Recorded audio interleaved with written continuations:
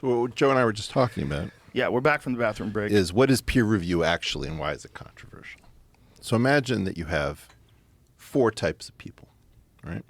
You've got 2 establishment figures, one of whom is screwing up the field, who's in a very powerful position and should be removed from the impediment, being the impediment to progress that they are. Another person is an establishment figure who's killing it. They're the establishment because they're supposed to be the establishment. The establishment has recognized how valuable that person is. Now you've got 2 other figures. You've got an axe murderer who desperately feels that they've got the secret of the universe and anybody who doesn't understand them is a horrible person. Or you have a heterodox person who actually knows what they're talking about and can overturn the established order, which is where you get a revolution. Peer review just sees establishment versus non-establishment. It will lock in a terrible idea for 40 years.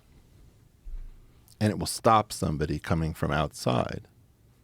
It will reapportion credit. So suddenly you do a lot of work and somebody, this is this thing I said about gripe and swipe. We notice one flaw in your work and we take the entire corpus that you've produced away from you and we publish it under our own name. I can tell you a dozen terrible stories of peer review where people have confessed to using peer review as a weapon against their colleagues, particularly younger colleagues. And to simply say peer review, it works, bitches.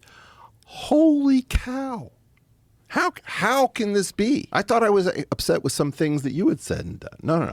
They're dwarfed. They're dwarfed by this. This is so disingenuous.